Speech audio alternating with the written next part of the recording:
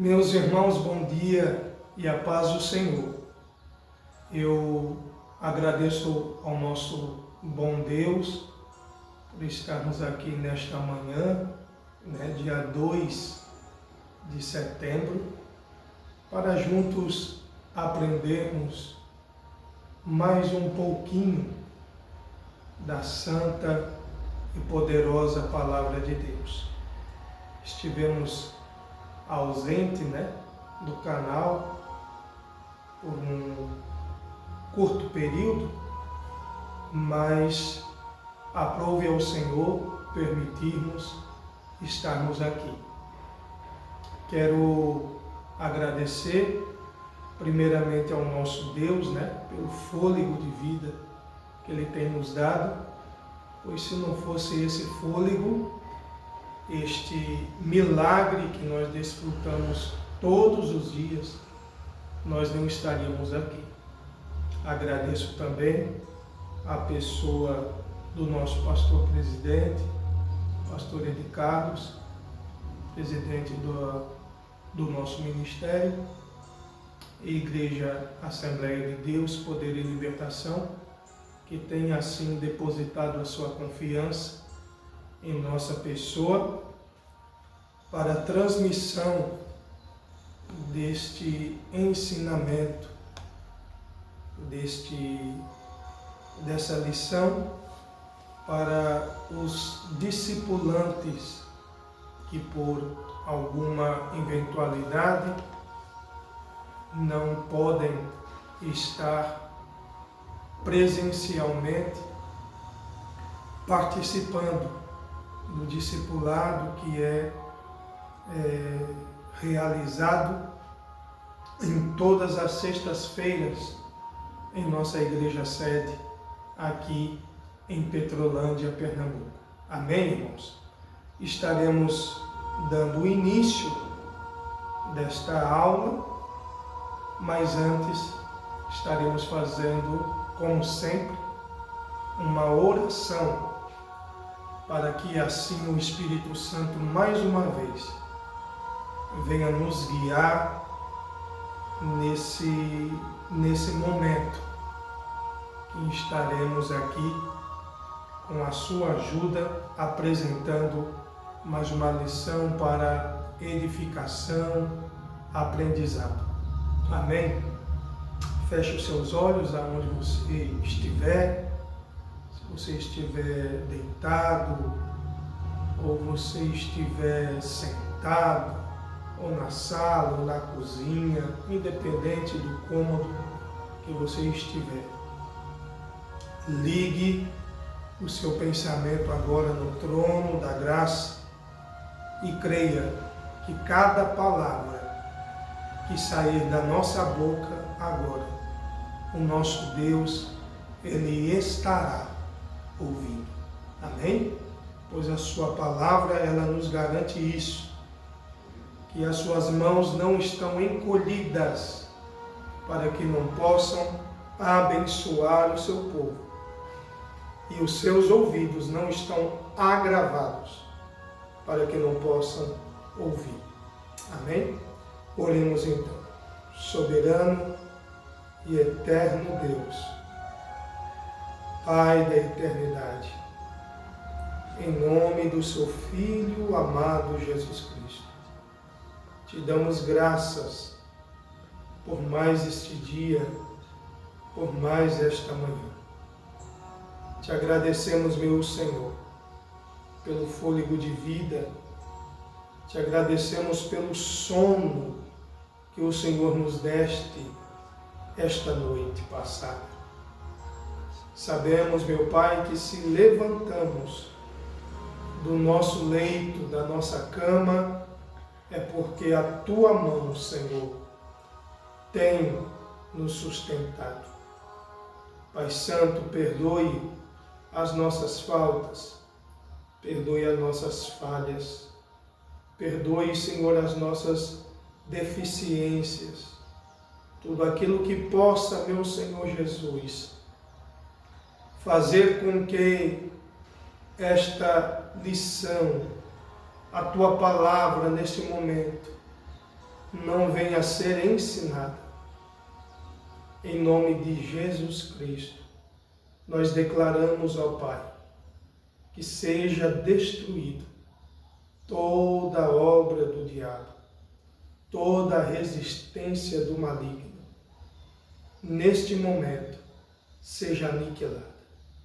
Em nome de Jesus, pedimos o auxílio do Teu Espírito Santo, ó Pai, e que o Senhor venha nos ensinar, que o Senhor venha nos confortar, que o Senhor venha nos orientar, Senhor, nos conduzir, ó Pai, nesta lição.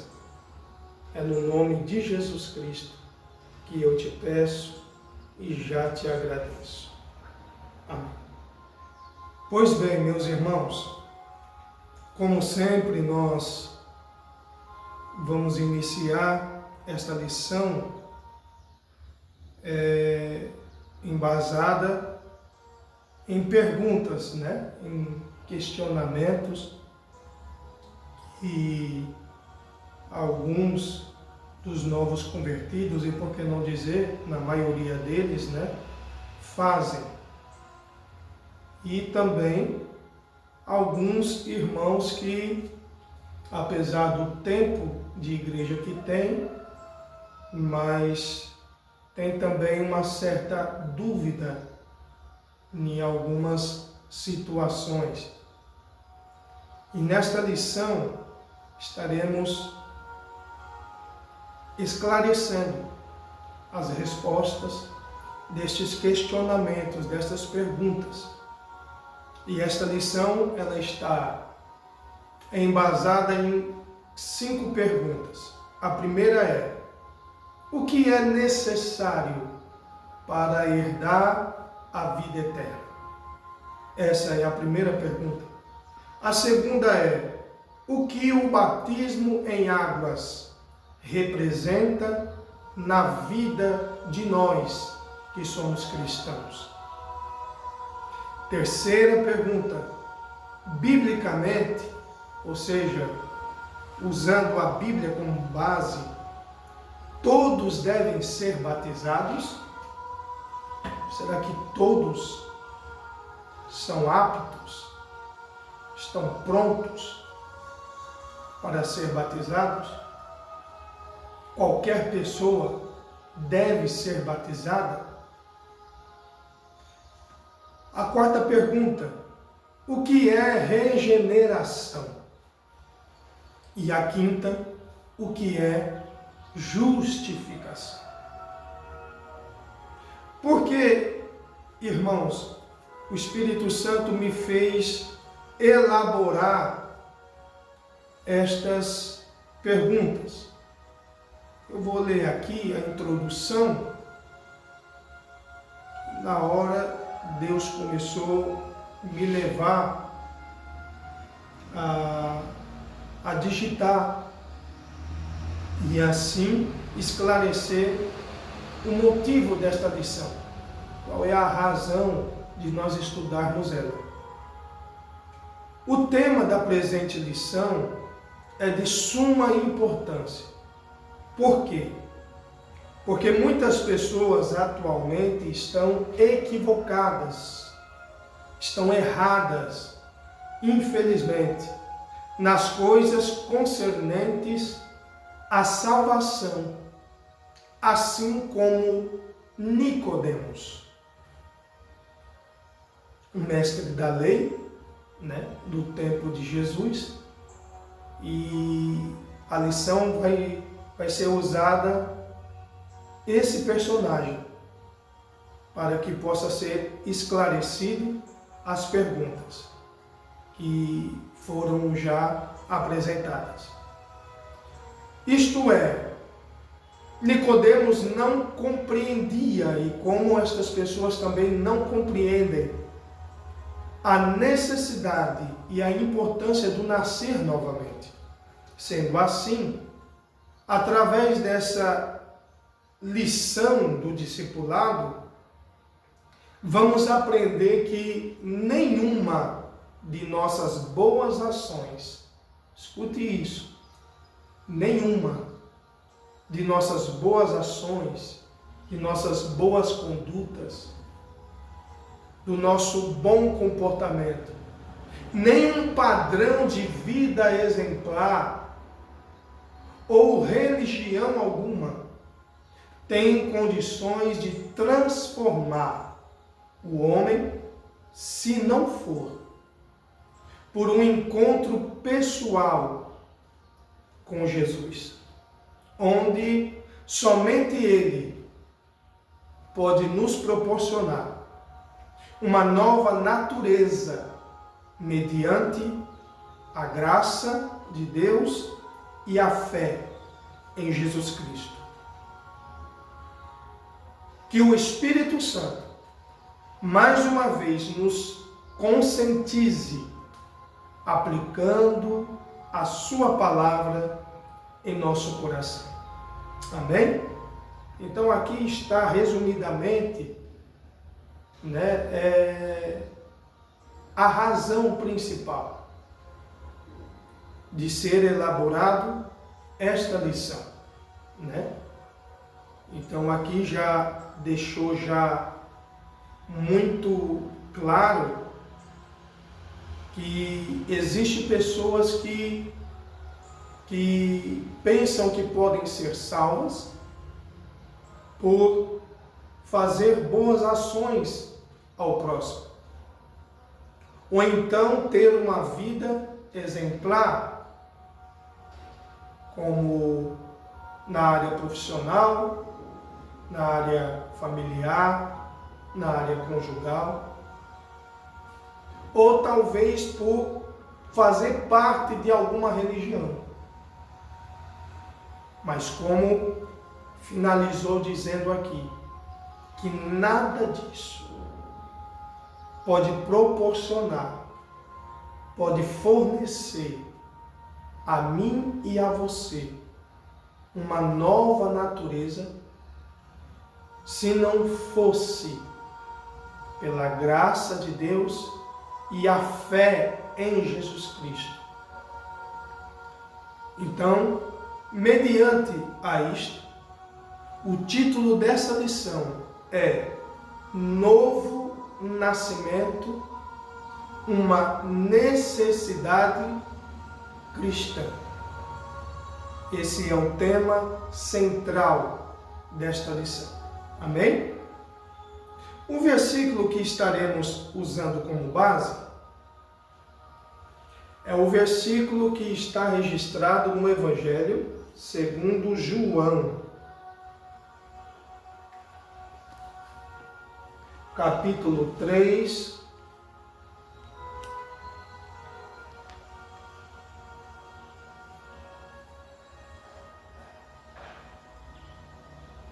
nós vamos ler do 1 a 7, tá certo? Para que você possa compreender do que se trata. A epígrafe ou título, como você achar melhor, diz assim: Jesus instrui Nicodemos acerca do novo nascimento. Então Jesus ele vai agora revelar a Nicodemos o que significa esse novo nascimento. Aí diz assim: e havia entre os fariseus um homem chamado Nicodemos, príncipe dos judeus. Este foi ter de noite com Jesus e disse-lhe: Rabi, ou mestre, bem sabemos que és mestre vindo de Deus, porque ninguém pode fazer estes sinais que tu fazes, se Deus não for com ele. Jesus respondeu e disse-lhe: na verdade, te digo que aquele que não nascer de novo não pode ver o reino de Deus. Veja só que Deus está colocando aqui, Jesus, melhor dizendo, está colocando aqui uma condição de ver. de contemplar o reino de Deus. Isso quer dizer que não é todo mundo que consegue contemplar, que consegue ver, que consegue compreender, entender o que é esse nascer de novo. Disse assim, no versículo 4, disse-lhe Nicodemos: como pode um homem nascer sendo velho? Significa que ele estava dizendo que ele já era um homem avançado em idade. Aí ele disse: porventura pode tornar a entrar no ventre de sua mãe e nascer novamente? Veja que loucura que ele estava dizendo. E Jesus disse aqui, Jesus respondeu, versículo 5, na verdade te digo, que aquele que não nascer da água e do Espírito não pode entrar no reino de Deus. Aí versículo 6, ele está dizendo aqui, ele dando a explicação. O que é nascido da carne é carne. E o que é nascido do Espírito é Espírito. Aí nós vamos aqui no texto áureo desta lição, que é o versículo 7. Jesus continua dizendo: não te maravilhes de ter dito, necessário vos é nascer de novo. Em outras palavras, ele estava dizendo assim para Nicodemos: por isso não fique admirado, não fique espantado, surpreendido, porque eu disse que todos vocês precisam nascer de novo. Em outras palavras, Jesus estava dizendo: o espanto pode ser até de vocês, mas não de mim, porque eu sei que vocês necessitam nascer de novo. Pois nós sabemos que Jesus, ele estava aqui na terra 100% homem, mas 100% Deus. Como homem, ele teve todos os sintomas de um ser humano. Mas como Deus, ele conhecia o coração do homem, o pensamento do homem. Então ele sabia o que se passava na mente de Nicodemos. A palavra-chave, irmão, que nós podemos observar nesta lição é a palavra nascimento. Nascimento, irmãos, vem do verbo nascer, que do latim é nascere. As três definições, resumidamente, sobre esta palavra, nascimento, esse verbo. Primeira definição: nascimento quer dizer vir ao mundo à luz,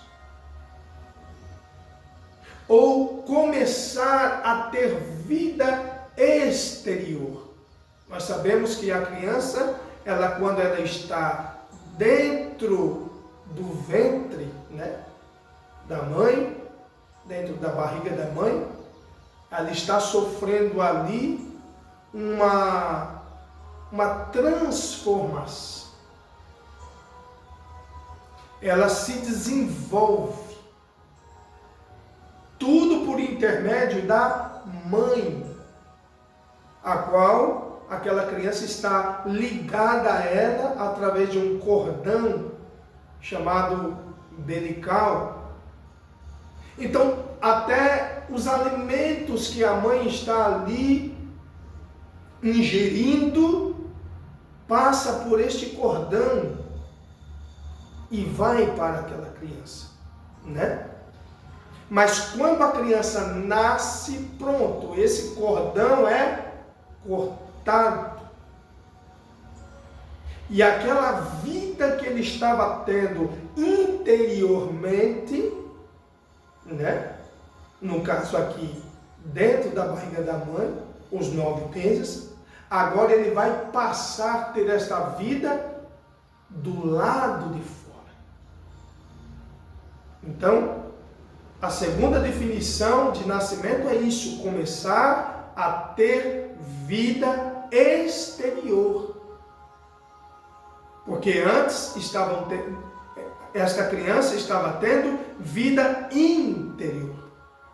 Outra definição que pode ser visto como nascimento é uma pessoa que vai começar a crescer, a desenvolver-se. Outra definição: nascimento é sinônimo de princípio, origem. Um renascimento interior, que é no caso aqui que a gente está falando de um nascimento que vai começar agora espiritualmente. Nascimento também pode ser visto como uma pessoa que tem agora uma nova conduta, um novo comportamento. Os irmãos estão compreendendo? Então aqui está a definição dessa palavra-chave, nascimento. Amém? Hoje, irmãos, nós vamos falar um pouquinho sobre o personagem, Nicodemos, né? Porque alguns até erroneamente, quando vai ministrar a palavra de Deus embasado nesse texto, na maioria das vezes, Nicodemos é visto como uma pessoa que estava experimentando Jesus, testando Jesus, querendo procurar falhas em Jesus. Mas nós estaremos agora, à luz da Bíblia, né? Da forma que está escrito, a gente vai compreender um pouco quem era Nicodemos, a sua personalidade. E o primeiro tópico dessa lição é um líder religioso bem intencionado. Então, quem era Nicodemos? Apesar de sabermos muito pouco, irmãos, a respeito dele, porém, a Bíblia nos apresenta informações valiosas que ficam muito evidentes que Nicodemos era um homem de grande referência em seus dias. Ou seja, ele não era um homem qualquer. Ele era um homem respeitado. Ele era um homem honrado. É um homem de boa conduta. Como diz aqui o título, bem intencionado. As suas intenções eram boas. Ele não era um homem malicioso. Ele não era um homem que tinha maldade em seu coração. Não. Por isso que nós fizemos aqui algumas subdivisões que estarão apresentando, resumidamente, irmãos, a biografia deste homem, Nicodemos. A primeira subdivisão, o nome Nicodemos, para aqueles que não sabem, é de origem grego, que significa vencedor do povo, fazendo já jus à sua função, porque ele era um dos membros do Sinédrio, ou seja, um líder dos judeus, conhecido também como príncipe do povo judeu, chamado de fariseu, como diz aqui no capítulo 1, ou melhor, no versículo 1 do capítulo 3 de João, que diz: e havia entre os fariseus, entre outros fariseus, havia este homem, chamado Nicodemos, príncipe dos judeus. Então, ele era um representante do povo, fazendo jus ao seu próprio nome grego, que significava vencedor do povo. Alguém pode até ter um pouco de dúvida em relação à questão de sinédrio, né? O que é um sinédrio? O sinédrio, irmão, vem do termo grego sinédrion,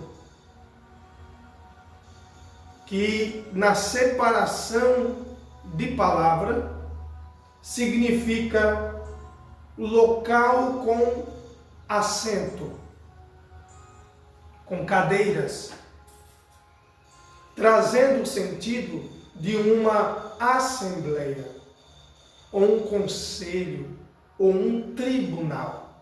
Expressões que eram usadas frequentemente na literatura grega, especialmente para convocar um propósito especial. Então, quando havia uma convocação de pessoas para ter uma reunião referente a algum assunto, eles chamavam de assembleia ou conselho ou tribunal. Para aqueles que não sabem, havia dois tipos de sinédrio, que tinham campos de ação completamente diferentes. Ou seja, eram dois sinédrios, mas cada um era responsável de uma área, de um âmbito. Certo, meus irmãos? O primeiro trata-se do sinédrio político, que era constituído por membros convocados pelo rei e sumo sacerdote, exclusivamente para preocuparem com os problemas seculares, como rebelião. Então, quando havia algum movimento político e que poderia ter uma ruptura, né? Poderia ter um ato de traição. Então, esse sinédrio, ele era o responsável. Por exemplo, ele pegava o líder, né, da rebelião, no caso aqui, e aí eles davam o veredito. Porém, a sentença da punição capital era restrita e expresso o direito às autoridades romanas. Por quê? Porque na época o império que estava predominante era Roma. Então, eles poderiam dar o veredito entre eles, mas a sentença quem dava era Roma. E nós podemos ver isto em João também, no capítulo 11 e o versículo 47. Quando os fariseus estavam formando o conselho, né? Estavam formando essa assembleia, no âmbito político para matar Jesus. Aí lá, versículo 46. Mas alguns deles foram ter com os fariseus e disseram-lhes o que Jesus tinha feito. Depois os principais dos sacerdotes e os fariseus formaram um conselho e diziam: que faremos? Porquanto este homem faz muito sinais. Então aqui é um exemplo, né? Como eles resolviam esta situação. Eles aqui, nesse caso, estavam preocupados com a grande multidão que estava acompanhando Jesus e o que Jesus fazia através dos seus milagres. Então eles se reuniram aqui para entrar em um consenso, para saber o que eles poderiam fazer contra Jesus. O segundo sinédrio, irmãos, né? Como eu falei, existia dois. O primeiro na área política e o segundo era na área religiosa. Era um grupo composto entre 70 a 71 membros, a qual Nicodemos era um deles. Naqueles dias eram reconhecidas, veja só como que eles eram tão importantes. Naquele tempo era reconhecido esse sinédrio religioso como a corte legal judaica. Todos os assuntos judaicos referente à lei era levado para este sinédrio, para esta corte. Em nossos dias seria um tribunal, que no hebraico vem da palavra Bet Din, que seria a casa da justiça. Quais eram os casos, irmãos? Era sobre inflamação às leis judaicas e criminais. Então, quando havia um que não cumpria a lei ou praticava algo criminal, algo que fosse crime, então era julgado por este sinédrio religioso. Porque havia esse sinédrio religioso? Qual era o objetivo deles? Era fortalecer a lei do Pentateuco. Aquela lei que Deus deu a Moisés. Então, o objetivo deles era que a lei prevalecesse. Custe o que custar. Era o objetivo deles. Independente quem fosse, a lei é o que tinha que estar predominante naquela época. E qual era a punição costumeira, irmãos, naquela época?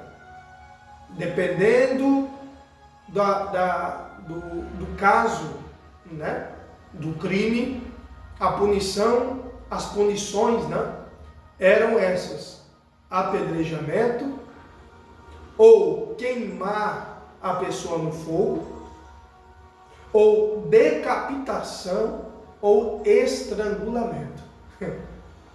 Coisa séria, né, irmãos? E outra informação: todas as cidades circunvizinhas, tinham uma corte, uma pequena corte, com 23 anciãos, ou seja, representantes das tribos. Cada um. Para quê? Para resolver problemas menores. Porém, quando eram problemas maiores que aconteciam nessas cidades, era levado a Jerusalém e iam para a Suprema Corte, que era esse sinédrio de 70 a 71 homens. Dá para vocês compreender até aqui o que se tratava desse sinédrio e quem era este homem na sua vida social? Ele era um dos integrantes desse sinédrio. Era um homem muito importante. Amém? Outra coisa. Uma coisa que me chama a atenção. Nicodemos, ele procurou Jesus para conversar à noite, pois ele identificou sabiamente que Jesus possuía algo dado por Deus que não existia em nenhum dos seres humanos. A gente vê aqui no versículo 2 do capítulo 3, quando ele mesmo disse aqui para Jesus: este foi ter de noite com Jesus e disse-lhe: Rabi, bem sabemos. Ele estava dizendo que tanto ele quanto os fariseus sabiam que és mestre vindo de Deus, que Jesus era um mestre enviado de Deus. Em outras palavras, nenhum deles eram inocentes. Eles sabiam que o que estava sobre Jesus era algo sobrenatural. O que estava sobre Jesus não era fruto humano. Não era algo que foi produzido da terra. Não foi algo que foi proporcionado pela terra. Foi algo que foi proporcionado por Deus, pelo céu. E ele diz aqui ainda: porque ninguém pode fazer estes sinais, estes milagres, esses prodígios, essas maravilhas que tu fazes, se Deus não for com ele. Veja só. O que eu aprendo aqui sobre Nicodemos? Primeiro, ele era um homem prudente. Ele poderia ter procurado Jesus pela manhã? Poderia. Poderia ter procurado Jesus à tarde? Poderia. Mas a partir do momento que ele iria procurar Jesus e que alguém visse, principalmente os seus companheiros que tinham a mesma função dele, como ele seria visto estando com Jesus? Ele estava aqui evitando julgamentos desnecessários. E é uma coisa que nós podemos aplicar na nossa vida. Existem situações que nós devemos fugir para não sermos julgados precipitadamente ou então sem necessidade. Claro que existem situações que não vai ter como a gente vai ser julgado, principalmente quando se trata de nós estarmos em contato com o nosso Jesus, principalmente quando nós estivermos fazendo de tudo para agradar o nosso Jesus. O julgamento vai vir. As críticas vão vir. Mas existem situações que Deus nos dá sabedoria para que a gente possa evitar esses momentos desnecessários. Porque ele foi ter com Jesus de noite, porque aí não teria multidão perto, não teria muitos discípulos perto, não teriam as pessoas que queriam mal Jesus, aqueles que estavam com sede de vingança contra Jesus, não estariam naquele momento. Aqui mostra também um momento de intimidade pessoal que ele queria ter com Jesus. E é algo que eu e você precisamos ter. Veja só, ele procurou de noite. Você, discipulante, precisa ter em sua mente, primeiro, fazer de tudo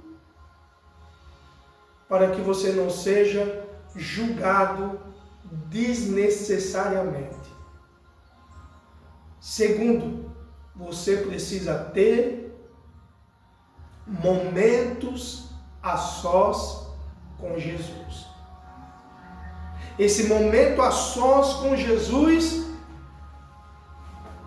ele vai te revelar coisas extraordinárias. Momentos a sós com Jesus é oportunidade de Deus revelar para nós coisas profundas, segredos do céu. Você que é discipulante, que está nesse caminho, nesse processo, nesta vereda cristã, você precisa ter a consciência da sua necessidade em ter momentos a sós com Jesus. A Bíblia diz que nós devemos orar todo o tempo. Não significa que você vai orar 24 horas, porque nós temos os nossos afazeres, as nossas ocupações. Mas o que Jesus quis dizer é que para a oração não há horário. O tempinho que você tiver, você pode ter os seus momentos a sós com Jesus. Tem muitos que não estão de pé, não permanecem, porque faltam isso na vida deles. Aquilo que Nicodemos procurou. A Bíblia diz que não foi Jesus que foi ter com Nicodemos, foi Nicodemos que foi ter com Jesus. Porque quem vai atrás é aquele que precisa.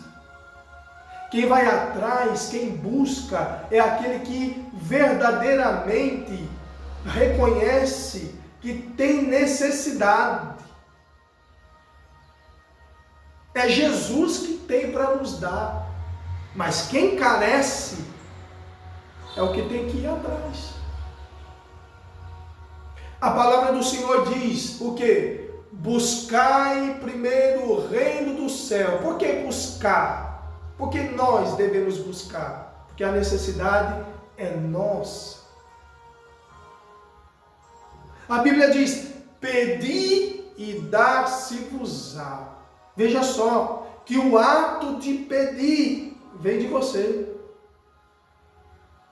Agora o ato de dar de proporcionar a você o que você pediu, aí vem de Deus.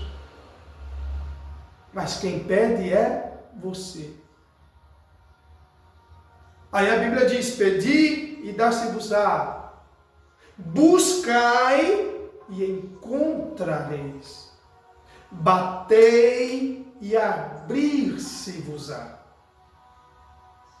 Pois todo aquele que pede, recebe.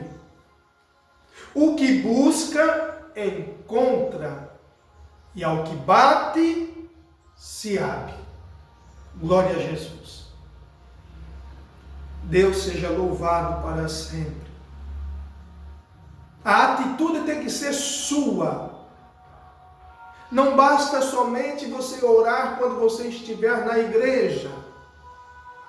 Não basta somente você ler a Bíblia quando você estiver na igreja.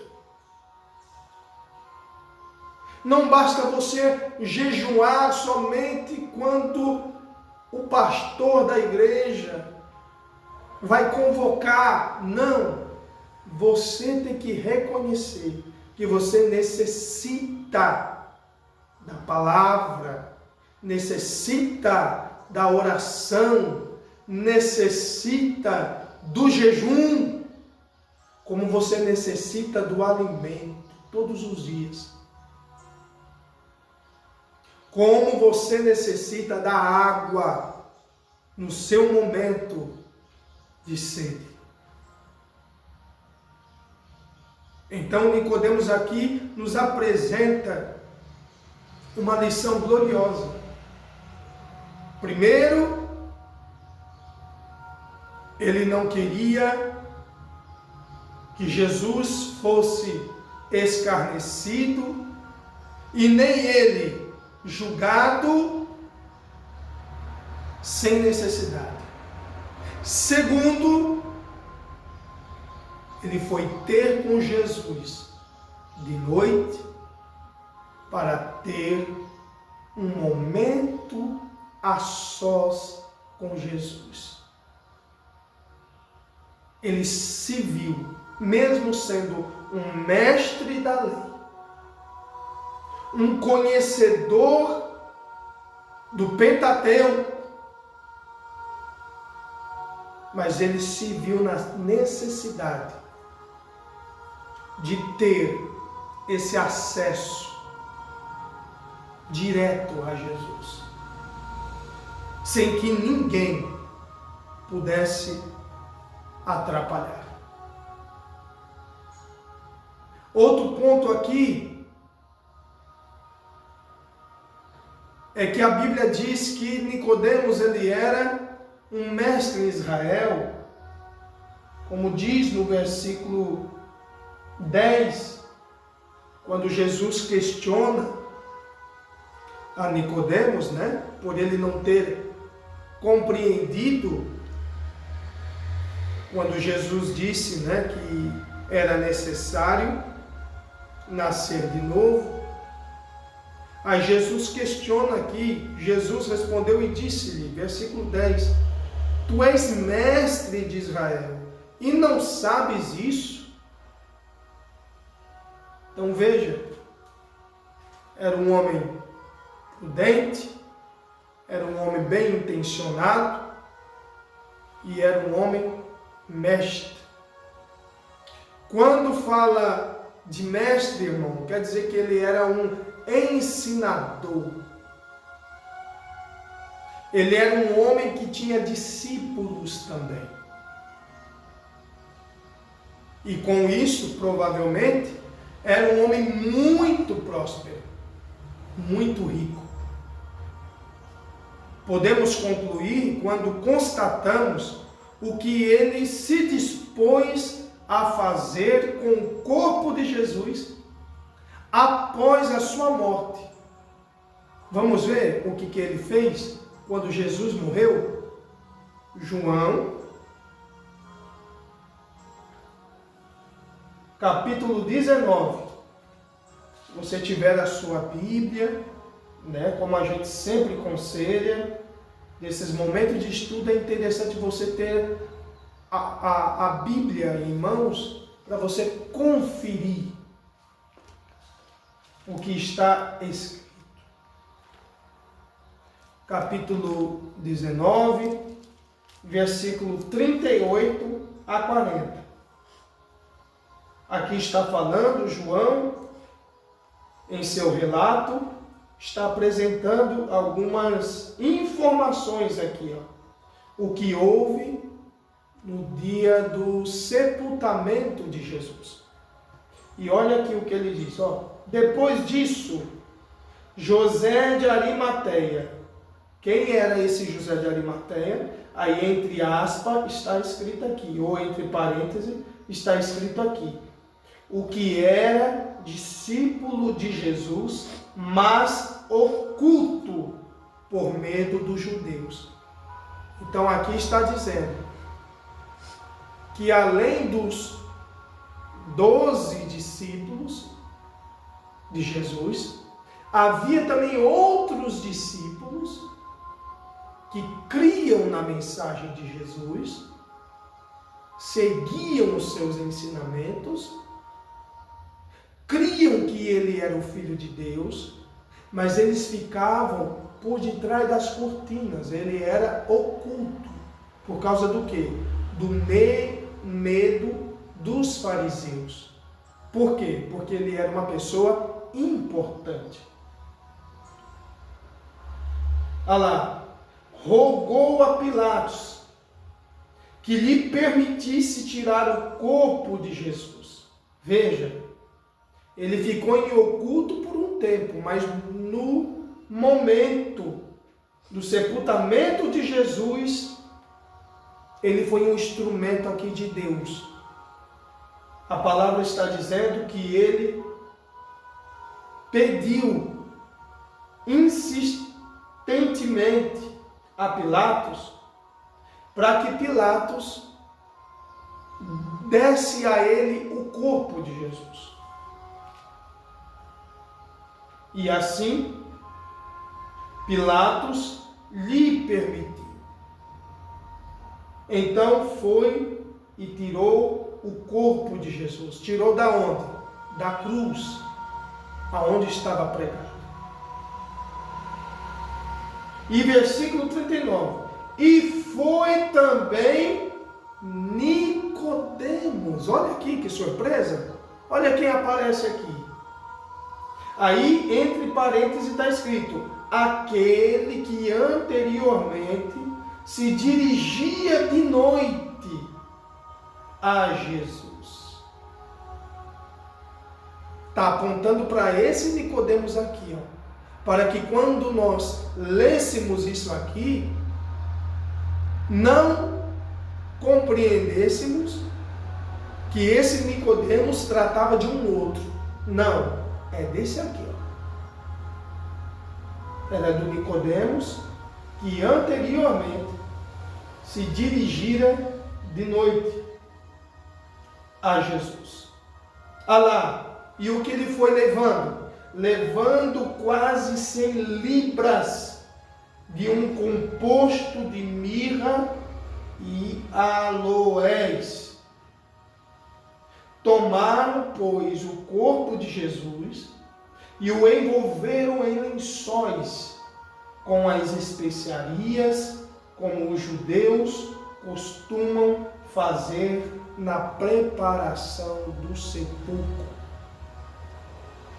No final do versículo 39 está dizendo aqui, ó, levando quase 100 libras de um composto de mirra e aloés. Os irmãos querem saber o quanto era, irmão, equivalente a esses dois produtos aqui, aloés e mirra. Ele levou equivalente a 35 quilos de uma mistura de aloés e mirra. Talvez para mim e para você seja algo qualquer aqui, porque não faz parte da nossa cultura. Mas só para você ter noção, que aqui vai ser a prova que esse homem, Nicodemos, era muito rico. O que é esse aloés? Esse aloés, irmão, é um produto extraído de uma árvore, cuja altura chega de 30 a 40 metros. Ela é nativa da Índia e da Malásia. Nela continha um líquido de cor roxa, brilhante, que era misturado com água e acrescido de condimentos, de perfume adocicado, para principalmente embalsamar os mortos. Tem várias referências, mas vamos ler somente uma referência só.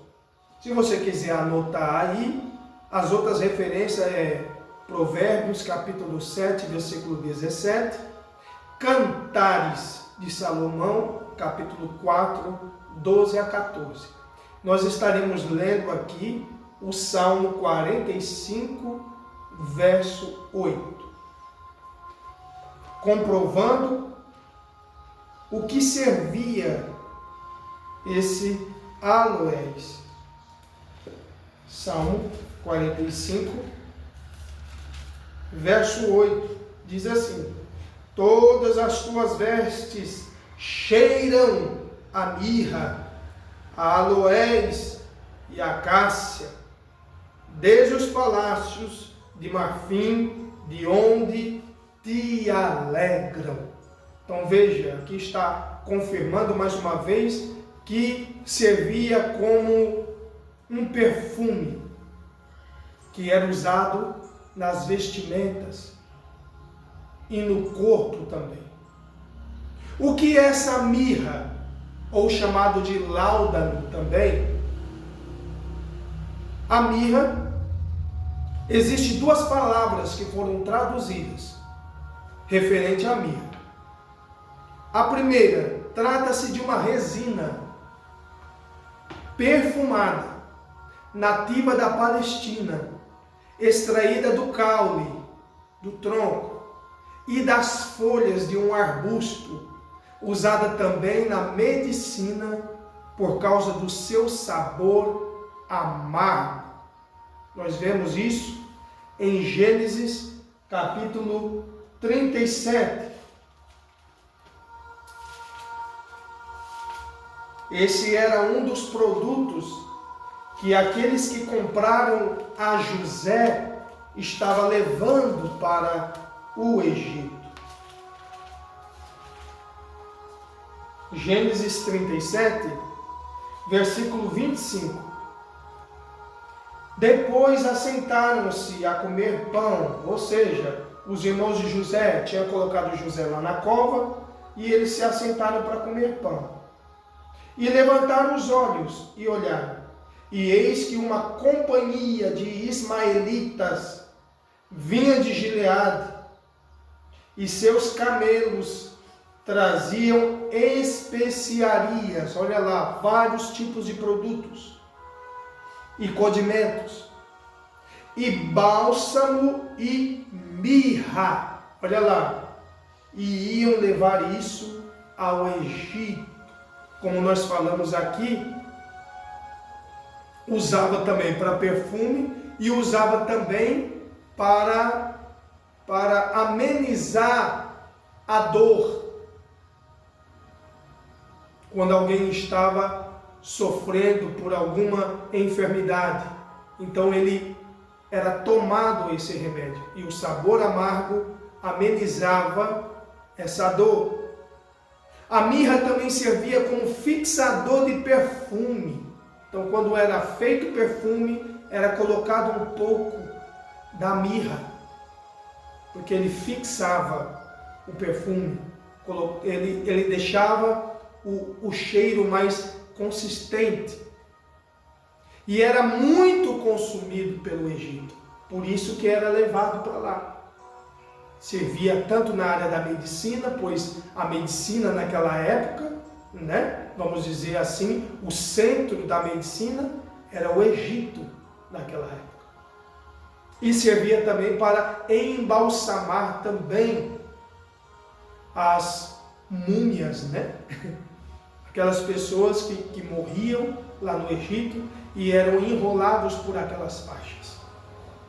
Então, antes de serem enrolados, eram passado esse produto neles, tanto o aloés como a mirra. Esse produto, a mirra, com uma nova versão que são duas, né? Como nós falamos da primeira, ela vindo da Palestina, existe também a outra, que ela vem da Somália, na região sul da Arábia, nascendo somente nos rochedos, produzido por um arbusto baixo e espinhoso. Então as árvores já são menores e com espinhos. E a sua comercialização lucrativa fez com que os árabes enriquecessem muito, tornando um dos produtos mais importantes da antiguidade. Após o corte profundo na casca, no caule, era recolhido um líquido amarelo claro, que endurecia rapidamente quando eliminado da planta. Resumindo, a mirra, irmãos, era tão importante. Eu não vou ler cada referência, mas estarei falando aqui aonde está, para que você calmamente possa encontrar esses registros e você ter a constatação, né, dessas informações. A mirra era tão importante que era uso, só para vocês terem uma ideia, no óleo sagrado da unção. Aquele óleo que era derramado sobre a cabeça de sacerdote, era derramado sobre a cabeça de reis, era usado nesse óleo. Êxodo capítulo 30, versículo 23 a 25. Você pode ler em sua casa. Era também encontrado em cosméticos, irmãos. Lá no livro de Esther, as mulheres que ficavam lá no harém, era usado também. Esther capítulo 2, versículo 12. Servia para aliviar dores, como nós já falamos, em algumas partes do corpo. Em Marcos capítulo 15, versículo 23, nos relata sobre isso. Por ser muito caro, irmãos, era utilizado somente pelos governantes, irmãos, e aqueles que eram abastados, no caso aqui de Nicodemos, como os magos ou astrólogos que presentearam a Jesus no dia do seu nascimento. Nós vamos ver lá Jesus sendo presenteado por esse produto caríssimo pelos os magos, né, que eram, na verdade, astrólogos, eram estudiosos referente aos astros. Amém, irmãos?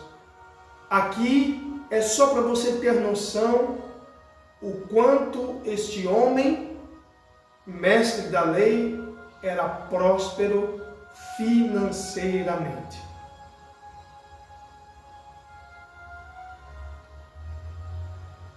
Nicodemos foi o defensor, irmão, de Jesus perante os principais sacerdotes e fariseus no Sinédrio.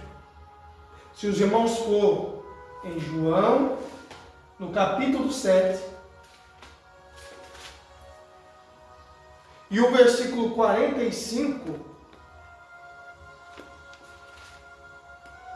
já estamos finalizando, tá?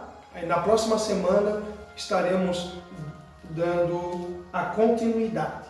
Hoje nós estamos tratando mais sobre a pessoa de Nicodemos.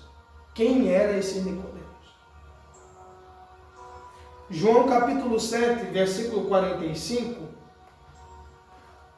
a 52. Aqui foi um momento em que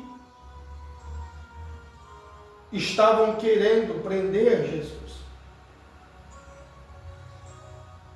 E eles estavam em reunião lá no Sinédrio. E Nicodemos estava presente nesse dia. Olha lá.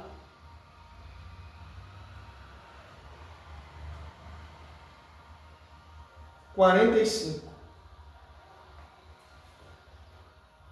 Deixa eu achar aqui.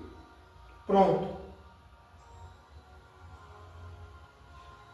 E os servidores foram ter com os principais dos sacerdotes e fariseus, e eles lhes perguntaram: por que o não trouxestes? Em outras palavras, por que vocês não trouxeram Jesus? Por que vocês não prenderam Jesus? Responderam os servidores: nunca homem algum falou assim como este homem. Responderam-lhes, pois, os fariseus: também vós fostes enganados? Em outras palavras, esses servidores, eles tinham sido contratados para prenderem Jesus. Mas quando eles foram ouvir a mensagem de Jesus, glória a Deus, eles foram transformados. Porque quem ouve o verdadeiro, genuíno Evangelho, tem que haver alguma mudança dele. Então aquela ordem de prender Jesus foi destruída. O sentimento de vingança foi destruído. E eles mesmos disseram aqui no versículo 47. Também, ou melhor, 46. Nunca homem algum falou assim como este homem. Em outras palavras, nós nunca vimos um homem com tanta autoridade, um homem tanto cheio da graça, tanto cheio do conhecimento, cheio de tanto amor, de tanta misericórdia, de compaixão, como esse homem. Aí questionaram eles. 47. Responderam-lhe, pois, os fariseus: também vós fostes enganados? Creu nele, porventura, alguns dos principais ou dos fariseus? Em outras palavras, vocês estão vendo aqui alguns, gente de referência, os fariseus, crendo nele? Vocês viram isso lá? Mas esta multidão, que não sabe a lei, é maldita. Em outras palavras, eles estavam dizendo: o povo lá está sendo enganado porque são ignorantes referente à lei. Não tem conhecimento, por isso que estão sendo enganados. Mas veja aqui, aí Nicodemos entra em ação. Nicodemos entra em cena. Versículo 50. Nicodemos, que era um deles, um dos fariseus, o que de noite fora ter com Jesus, olha lá, declarando que era este fariseu que a gente está estudando, disse-lhes, olha aqui a pergunta: porventura, condena a nossa lei um homem sem primeiro ouvir e ter conhecimento do que faz? Em outras palavras, ele está dizendo: o que a nossa lei nos orienta? A nossa lei orienta a gente julgá-lo sem antes procurar saber quem é ele, o que se trata do que ele está pregando. Em outras palavras, como nós podemos julgá-lo, condená-lo, sem antes nem ao menos ouvir ele? Veja que Nicodemos aqui abriu a boca em defesa de Jesus. Versículo 52. Responderam eles e disseram-lhe: És tu também da Galileia? Examina, e verás que da Galileia nenhum profeta surgiu. Em outras palavras, você que é um fariseu é da Galileia? Com certeza não. Então, como pode um mestre como Jesus sair da Galileia? Aí eles jogaram no ar um pensamento para Nicodemos. Examine toda a nossa história e veja se saiu alguém lá da Galileia, sendo um profeta, sendo um sacerdote. Procure saber. Mas o ponto-chave aqui é que Nicodemos foi um homem à defesa de Jesus, em pleno, no momento da reunião. Outra informação referente à sua família ou seus antepassados, ninguém sabe. E depois da sua participação no sepultamento de Jesus, Nicodemos desapareceu da narrativa do Novo Testamento. Embora o Novo Testamento não afirme que Nicodemos tinha posteriormente se tornado um cristão, mas existe uma forte possibilidade desse fato ter ocorrido, baseando-se na tradição cristã. Diz que ele foi batizado por Pedro e João e sofreu muitas provações nas mãos dos judeus hostis, a ponto de ser privado de suas funções no Sinédrio e expulso de Jerusalém por causa de sua fé em Cristo. Isso é o que a tradição cristã, alguns historiadores cristãos afirmam, alegam, mas não há registro bíblico, tá certo? Mas podemos até acreditar nisso, porque depois do encontro de Jesus, nós vemos aqui a transformação desse homem. Um homem que defendeu Jesus no Sinédrio e no dia do sepultamento de Jesus investiu uma fortuna para cuidar do corpo de Jesus. Então, eu acredito, isso é algo particular, que essa tradição cristã é verdadeira. Amém, irmãos? Meus queridos, na próxima semana, ou ainda nessa semana, se assim Deus nos permitir, estaremos tratando sobre o assunto do ofício dele. Ele era um fariseu, ele era um príncipe dos judeus. Então a gente vai compreender o que era esses fariseus, o que eles representavam, qual era a sua lei, o seu ofício naqueles dias. Tá certo? Que Deus vos abençoe. Eu agradeço pela sua atenção. Estaremos fazendo mais uma oração, finalizando. E que eu e você possamos ser como esse Nicodemos, que nós acabamos de saber um pouco, resumidamente, quem era esse homem. Um homem prudente, um homem moderado, um homem pacificador, né? Porque ele ali, em defesa de Jesus, ele estava fazendo o quê? Estava simplesmente pegando um balde de água e jogando na fogueira.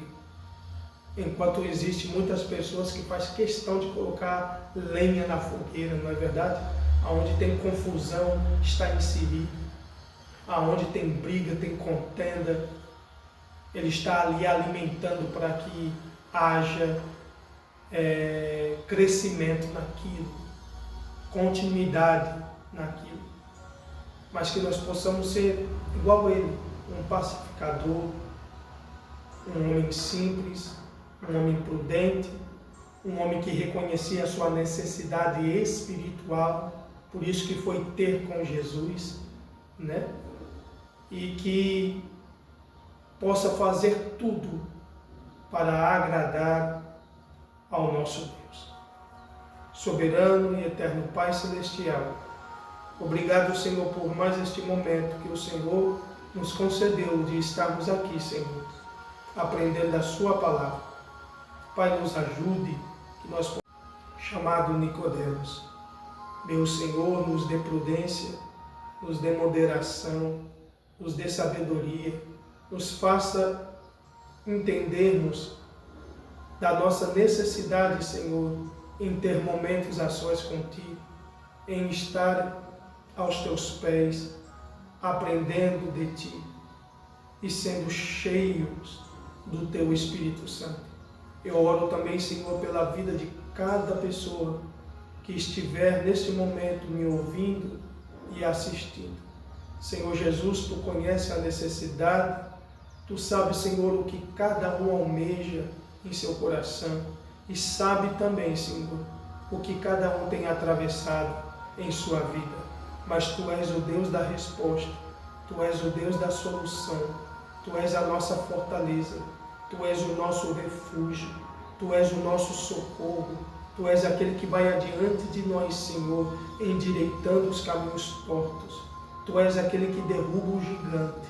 É no nome de Jesus que eu declaro, Senhor, sobre a vida do Teu servo, sobre a vida da Tua serva, bênçãos, portas abertas, regeneração, transformação, libertação, sede, Senhor, por Tua palavra, sede por Tua presença. É no nome de Jesus que eu te peço. Nos concede-nos, Senhor, um dia abençoado para a Tua glória, Senhor. Amém e amém. Que Deus vos abençoe, meus queridos, e até a próxima.